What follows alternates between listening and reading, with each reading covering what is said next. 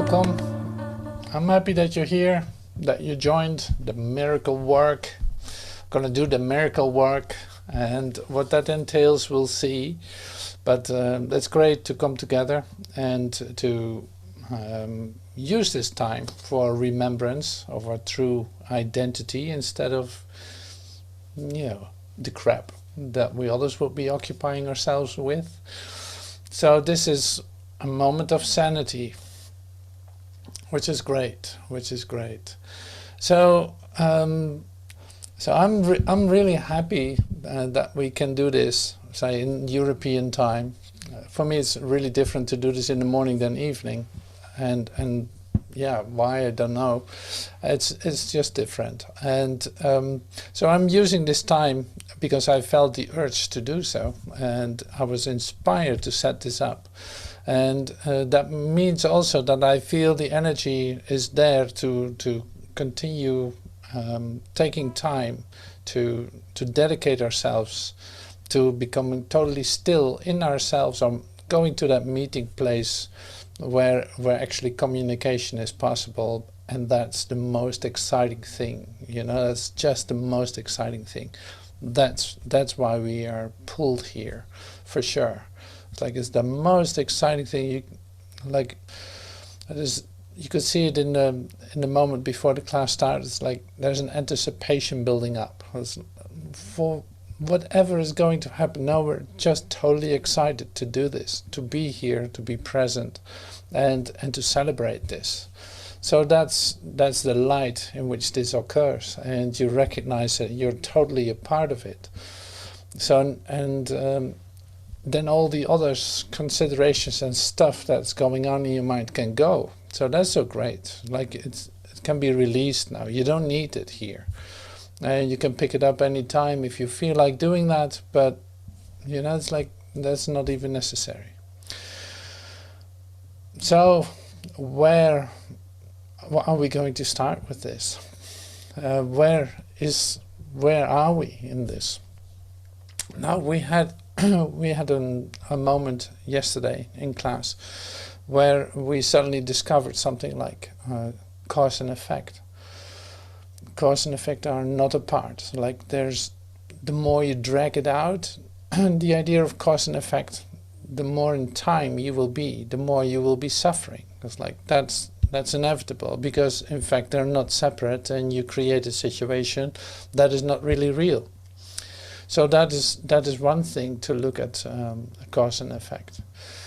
So the other part of cause and effect that I come to and will use in this class too many times will be the idea of there's an actual reversal taking place in cause and effect, the way you perceive it.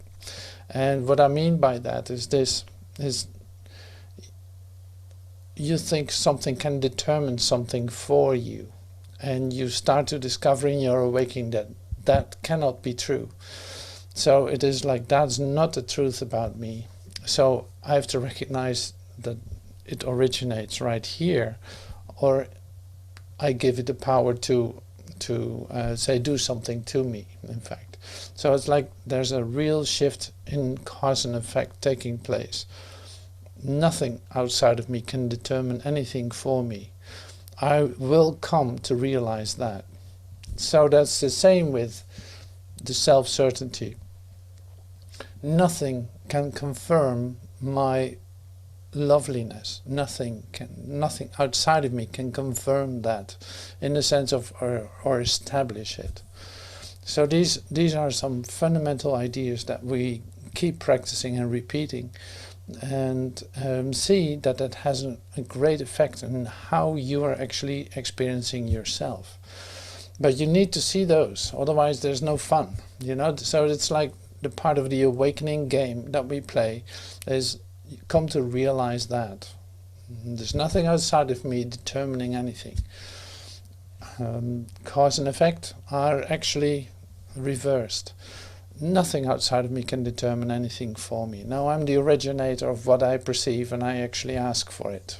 And that would be the same as there's only one consciousness here, and that's yours. There's only one who can save the world, that is you. Like, there's only one consciousness that can save the world as you see it now, and that is you. So, in other words, all the things that we're taking a look at and practicing are actually like huge, totally huge. It is literally, you receive the consequences of that in every moment, every time, and every day. And so you might as well have some insights in how this actually works. And in order to see that, sometimes you have to let go of something to create the space in your mind for that to be received. So you have to let go of your habits of thinking and, say, rules that you made up for yourself in order to discover, oh my God, it's a rule set that I'm actually following, but it has nothing to do with the value, the new value of myself that I've discovered. So the two don't work together anymore. And so I'm going to read a text that might be really, oh, yeah, yes. Absolutely. So, thank you for the reminder. So there's no neutral thoughts going on. So we can definitely take a look at that today too. It's like, I have no neutral thoughts. All thoughts have power. They will either make the reality, the real reality, or make an illusion. Like there's no in between. So constantly you are actually confirming your reality, the truth of who you are, or you're making something up, in fact the illusion of yourself. So it seems like that you have choice in that all the time, and in fact you have, but what I actually try to express is this, it's like it has consequences for how you are experiencing yourself. So the real fun that you starting to discover, or that you totally discovered, is that by creating, like by aligning yourself with the will of God, it is where all the fun is. So you do something that helps you into an illusory detour, so to speak, and you're full of anxiety, you're full of fear, because what you're doing doesn't comply with the totality of who you are. So you try to do something for yourself, you try to defend yourself, you try to do all these kind of things that you do as a human being, like protecting yourself and ignoring, in fact, the feelings on a deep layer that you are experiencing. So that you get the signals that it actually doesn't work. But you got used to pushing through that and making it work. And it didn't. So the other way around in our experience of ourselves is then you start to recognize that, you ask for help for that to be changed, to see this in a new light. And suddenly there's a way that opens itself up for you to discover, oh my God, I didn't have to do that. That is so great. I love that. I love that. So having found that in myself, I see how difficult it was for me to be a human being and try to make it work. So with all the consequences of that, all the pain that was related to it. And this is not something that I want to keep doing. So I discovered I don't need to do that. But hey, I can tell you all my secrets, but we're actually going through something here. So this was just to get an overview of, in fact, concepts until you accept them and see them at work. Then they become your reality. Then you see, oh my God, yes, indeed, I don't have to do that. Or you start to laugh at what's happening in your perception of the world. It's like, unbelievable. What I thought was real and what effects that had. And maybe you discover the meaninglessness of this world in all its actions. like, yeah, what are we running after as a human being? What are you actually looking for? What is it that you invest all your energy in? And what consequence does that have for you? All the side effects of doing that, seeing that you're in an unnatural place trying to survive or something like that, or that you're in a situation that doesn't seem to have any respect for you. So this goes, we go through this, we practice this, we come to miracle principles, we come to special instruction for miracle workers. So then the question is, because we use the Urtext of A Course in Miracles too, it's like, what is actually then a miracle? How does that work? So you definitely get an answer to that, and you will experience what a miracle is. So that's my little introduction today. And yeah, why not take another look at lesson 17, because it's the 17th of January. So it's lesson 17 would be the daily lesson. So I hope you want to read that with me. That would be wonderful. I get my big book out, so I read from the Urtext. But you can use the blue book too, or any kind of edition that you have. It will almost be the same.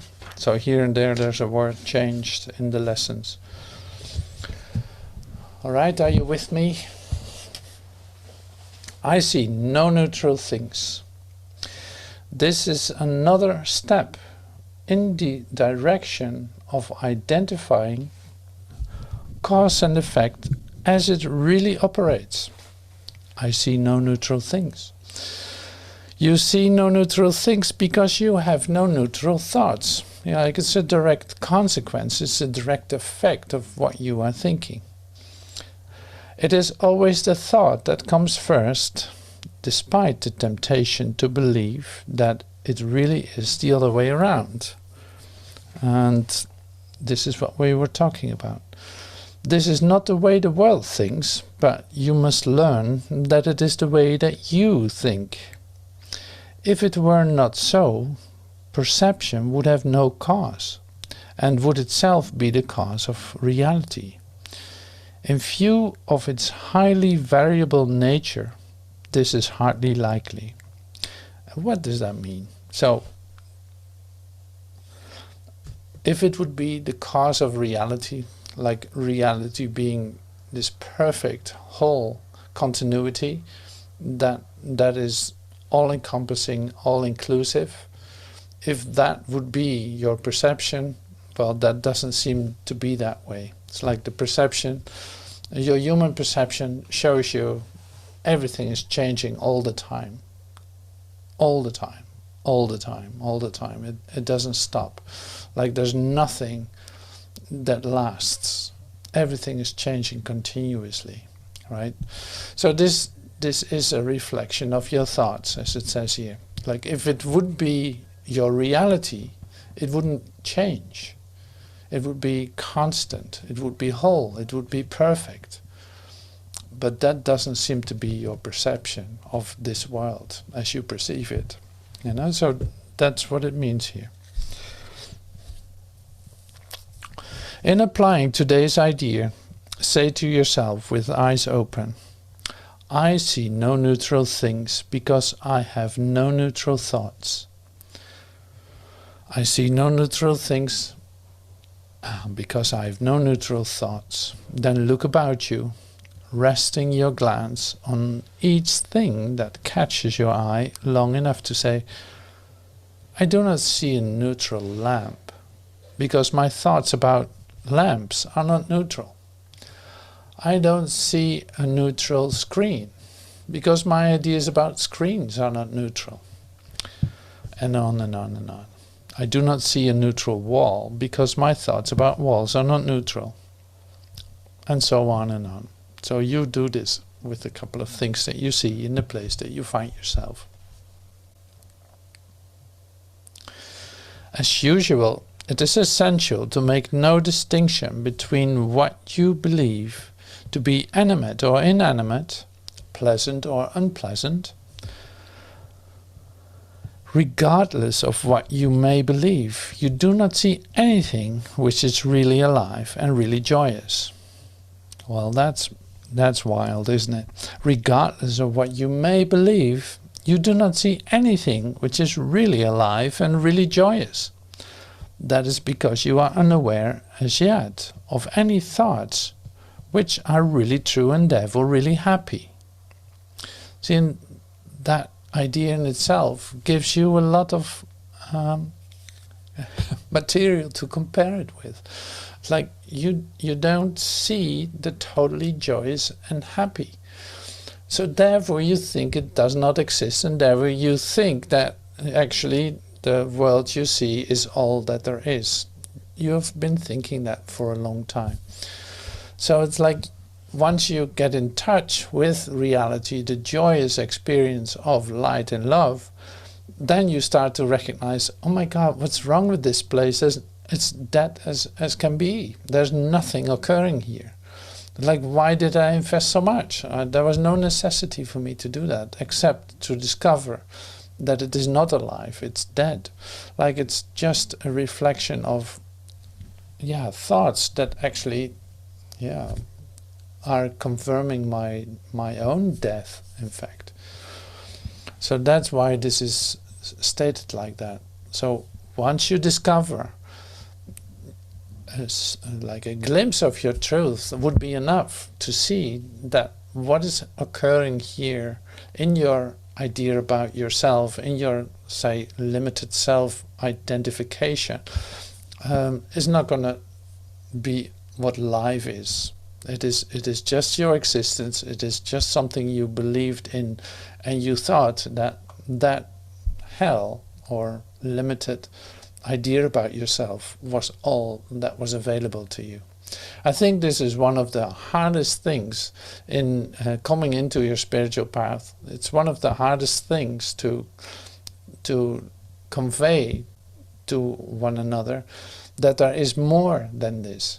Like, you really think that this is it. That's why it's so hard to, how do you teach this? How do you demonstrate this except by my own happiness in what I have found? Like, there's no other way to express it even. Because you will not believe that there's more if you believe that this is all. You know what I'm saying? So that is really something.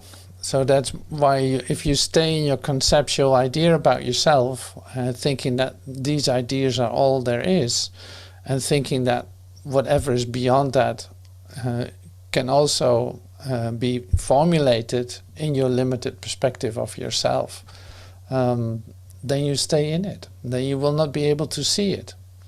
See, and this was exactly what I said in the beginning too.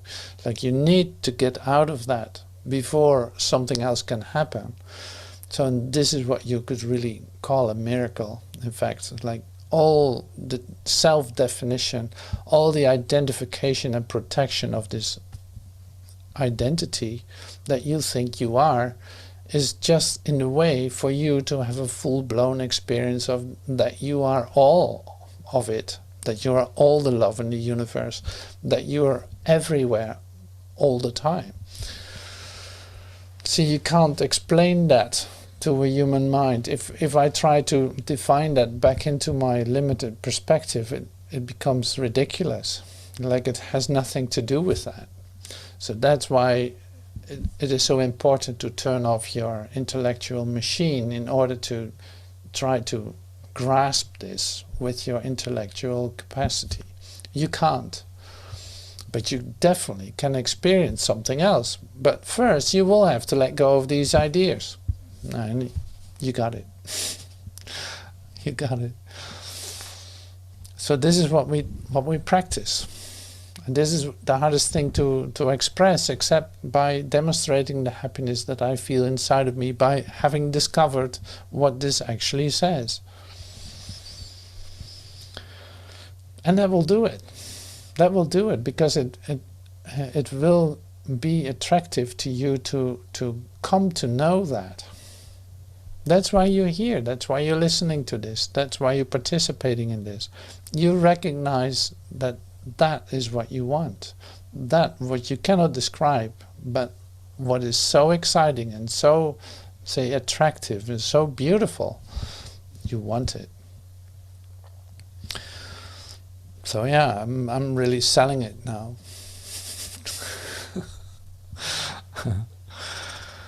So this is also the only place where we can meet. So you can say like, well, yeah, we meet in this meeting, right? Online. It's like, no, don't be confused about that. No, this is not where we meet. So the place where the real occurrence is not here at all. It's like, that has nothing to do with this, in fact, and you know that. So trying to meet each other in the place where we can actually meet is a beautiful invitation to let that occur to yourself. Allow yourself to not be distracted by your definitions of yourself, even in thinking that you're participating in a class, or that you sit here in your time zone, in your time, in your chair, in your country. None of that.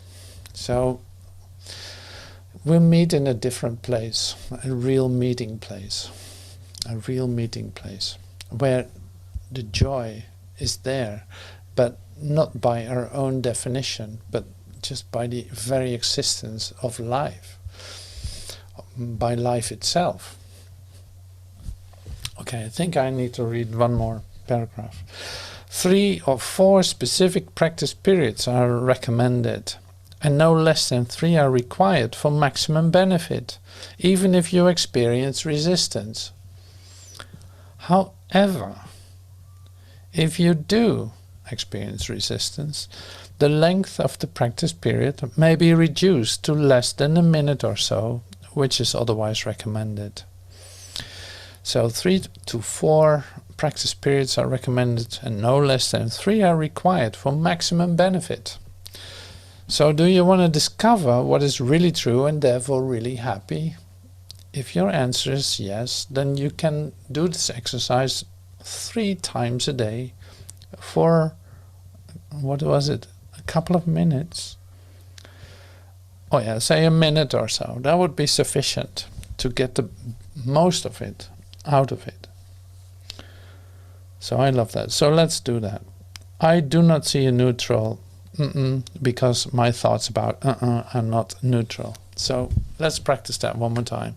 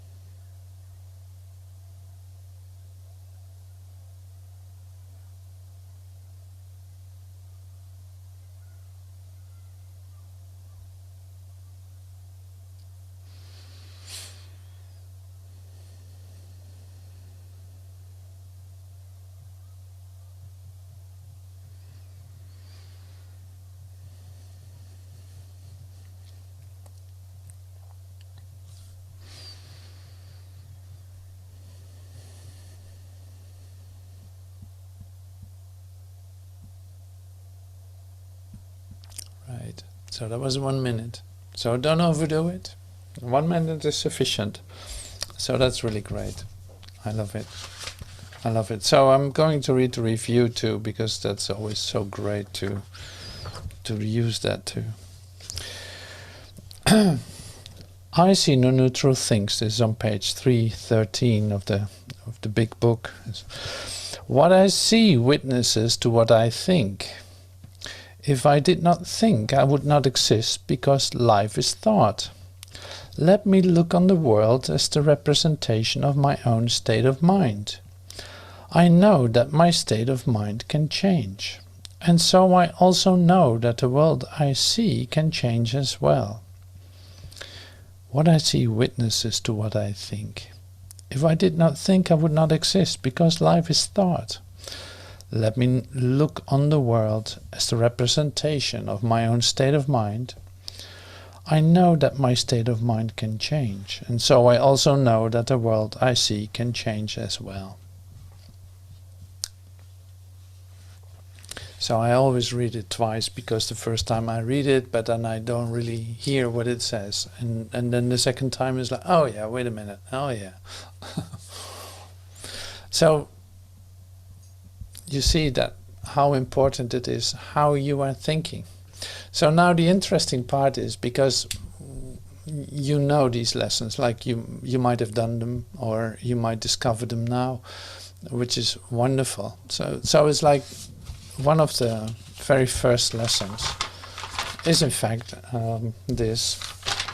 I think it's lesson 6 or so that it starts. Oh no, lesson 7. So it's like, I see only the past. So that's a previous lesson. So what was it? A week or so ago. It's like, I see only the past. So now what occurs? What occurs? How powerful and how a not neutral thought that is. It's like, I see only the past.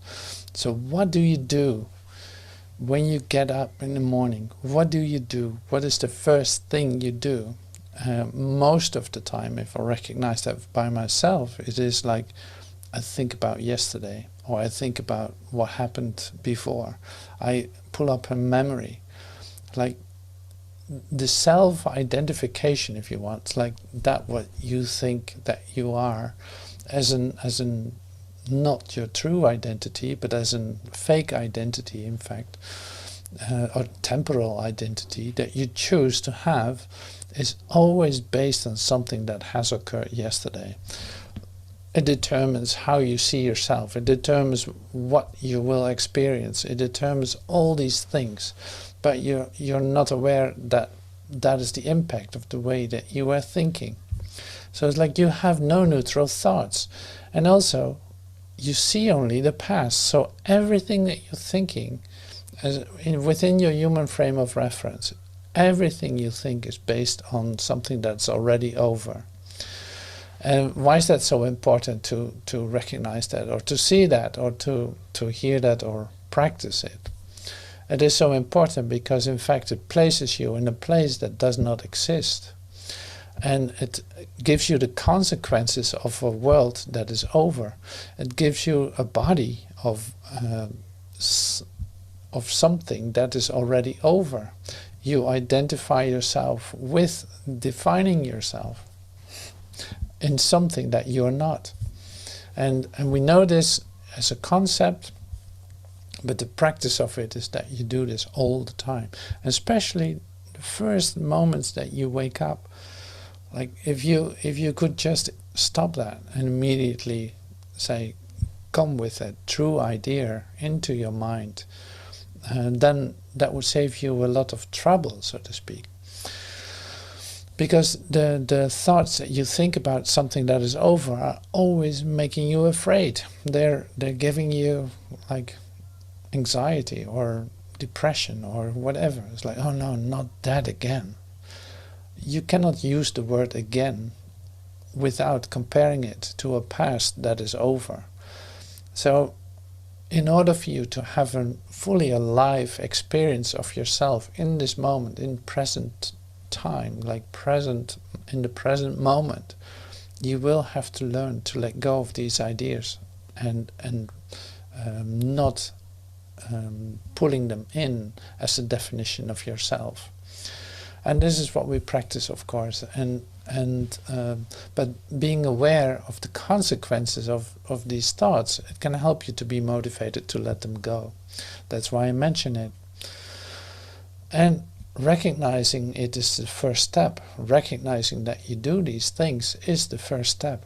You recognize that when you are talking about yourself, you're actually referring to something that is over. Unless you express yourself as the Christ within, in the ecstasy of the moment.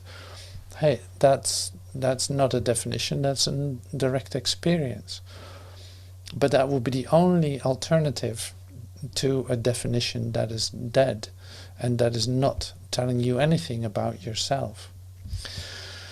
But you see, we're digging deeper into the self-concept, in fact, and the consequences of having a self-concept, having a self-identity. The consequences of that is that you are limiting yourself by that. And it is in through every detail that is going to be confirmed by you, by behaving that way or by thinking that way. So yeah. So I don't know what happened yesterday. That's over. I don't know what's going to happen tomorrow. I'm right here. This is all that I need in order to have an experience of the part, the totality of me, of who I really am. I only need this moment. This is the only time that it can be made manifest. Not in comparison with anything.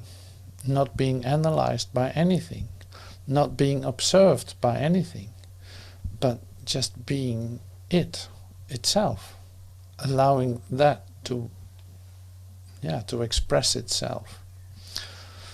So it's really great stuff to practice with. And you see that by shaking that in your idea about yourself, shaking up your misidentification, healing takes place automatically, because you cannot hold on to an idea that offers you nothing except pain and that kind of stuff. It's like you don't want to hold on to that. So there's a real opportunity to have a whole brand new experience of yourself. That is the offering. That is the miracle in the whole story.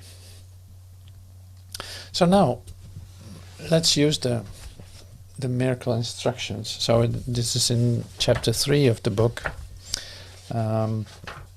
Instruction for miracle workers. I love to use it because, see, chapter 3 we can use easily. The title of the chapter is this: Retraining the Mind. So you see that is exactly what we're doing. It's like we're retraining the mind. Because we were wrong. We walk around with a self-concept that has nothing to do with who we truly are. It would be like you're trying to fulfill a function that you're not able to do. You got the wrong papers. Like you got the wrong papers to do the job that you're actually doing. And that's not going to work.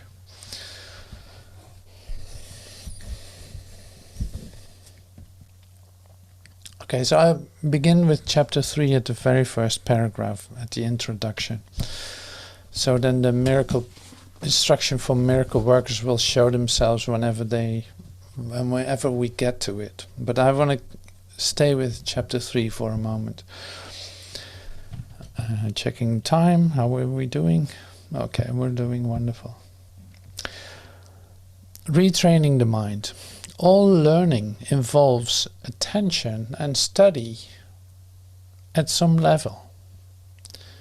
This course is a mind training course.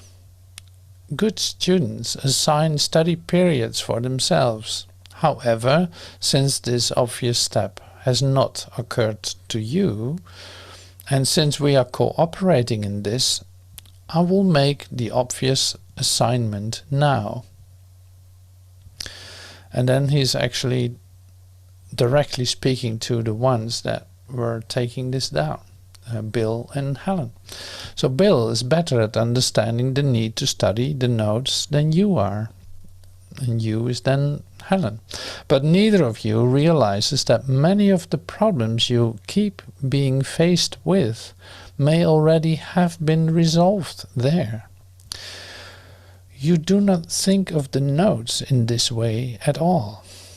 Bill does from time to time, but he generally says, it's probably in the notes, and then doesn't look it up. He believes that although he reads them over, they cannot really help him until they are complete. First of all, he cannot be sure of this unless he tries. Second, they would be completed if both of you so willed.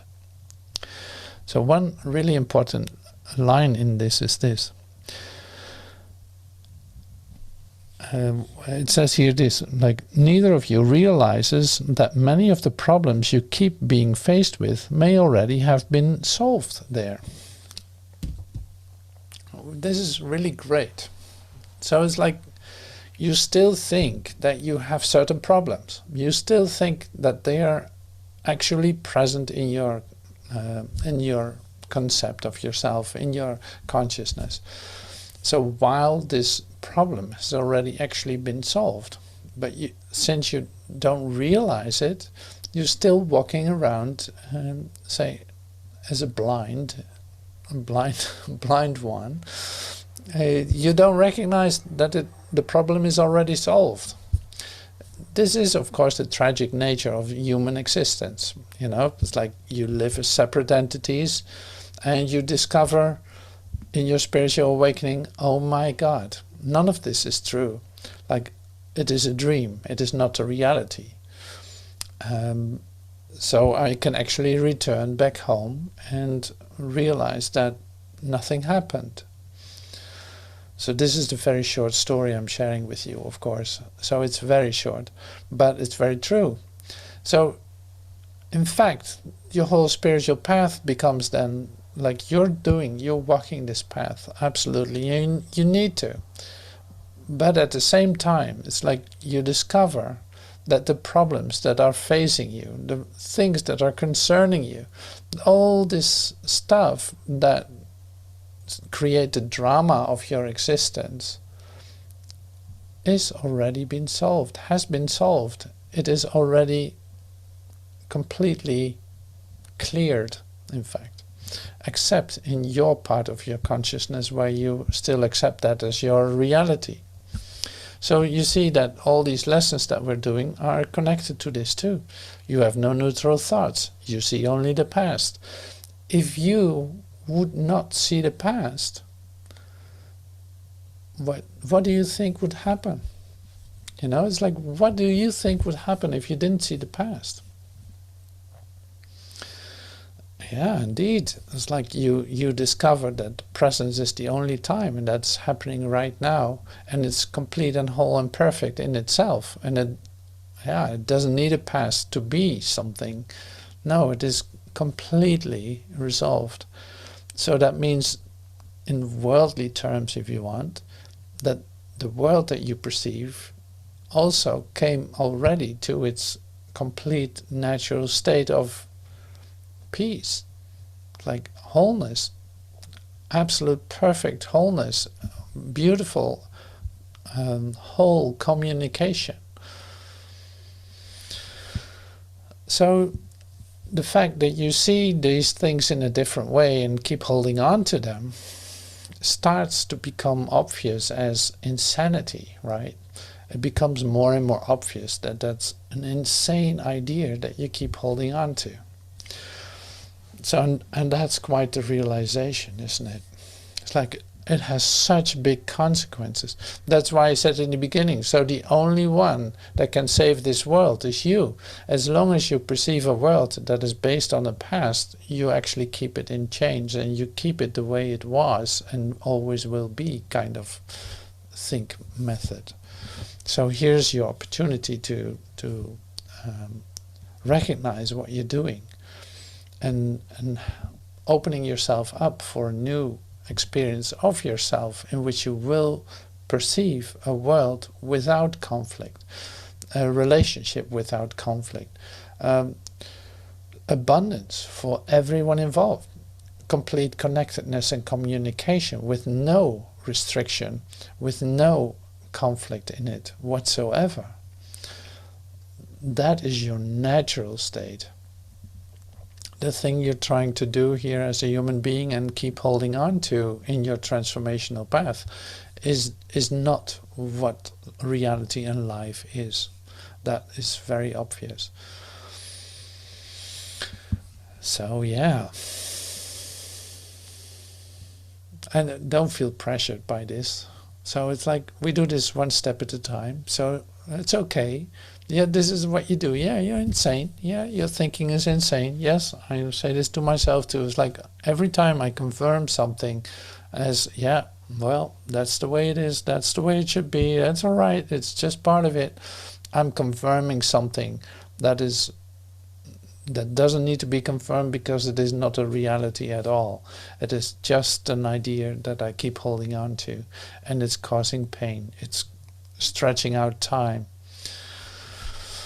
And it's full of consequences. It is not neutral at all. It is not okay either. It's like it's not okay to keep confirming that for yourself. You're missing out on the fun.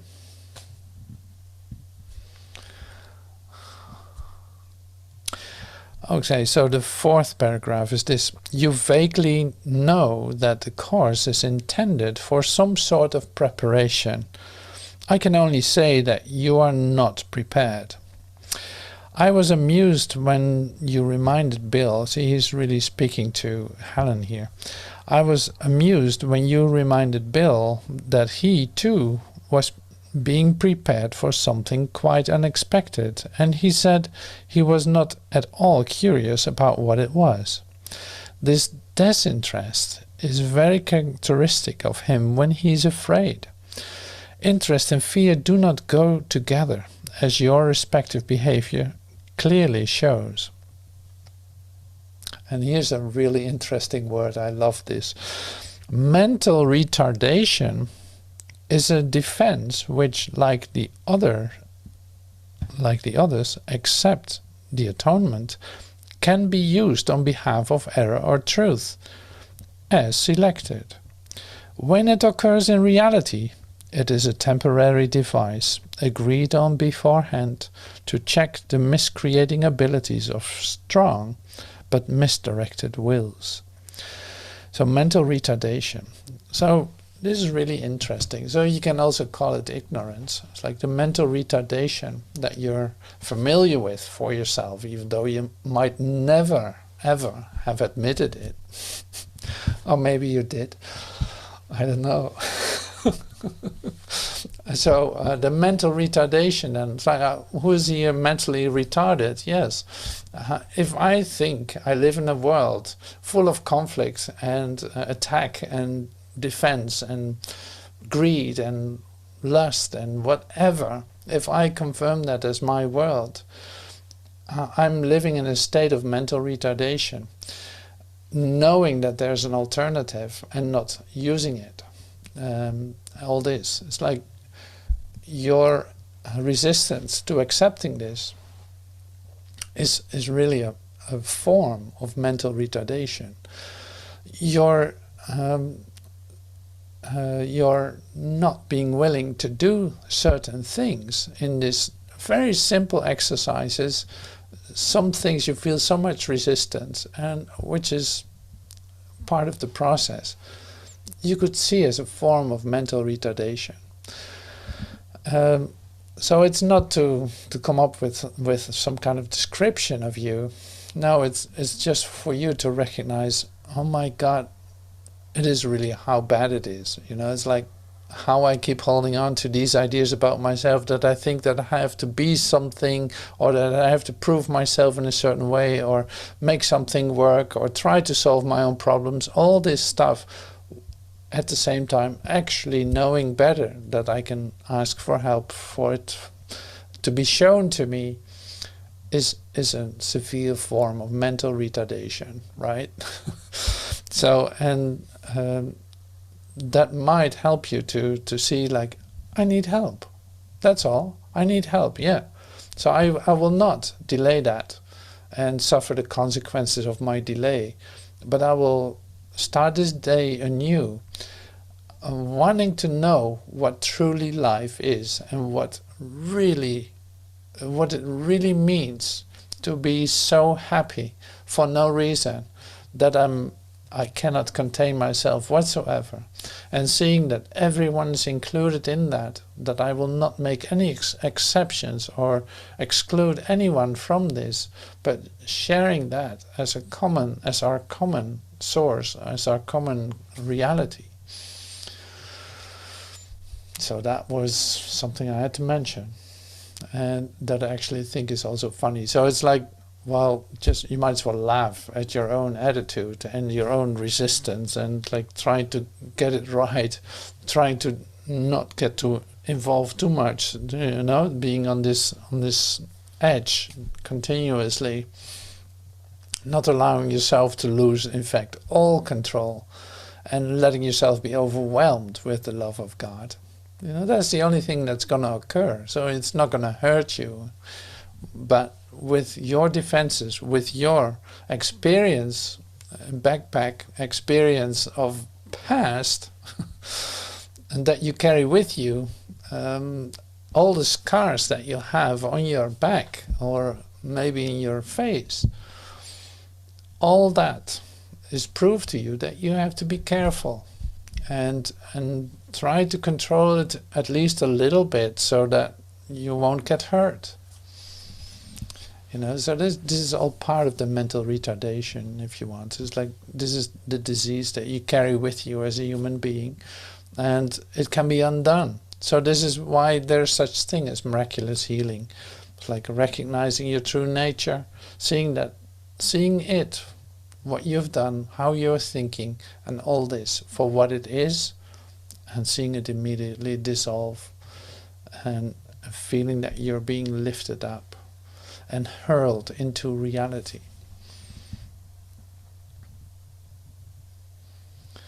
So that is this, you know, that is this, that is lesson 17, that is lesson 7, that is all the lessons in this course, you know. So it's really lovely to stand still and actually go into chapter 3 to use this as an, well, we might as well just say it as it is, you know, like that. So thank you for allowing that to occur to you and being part of this and getting excited about the incredible release of all this that we don't have to hold on to anymore. So it's like, that's really building up. So every time you delay, you build up that, the release of, yes, I don't have to hold on to this anymore. I don't have to defend. I can fully lose control in this. Well, I'm looking forward to the moment that I'm going to do that I actually feel no fear to step right into it. It would take a miracle, definitely, but hey, why not? What do I have to lose? All right, so thank you so much for being here and doing this with me.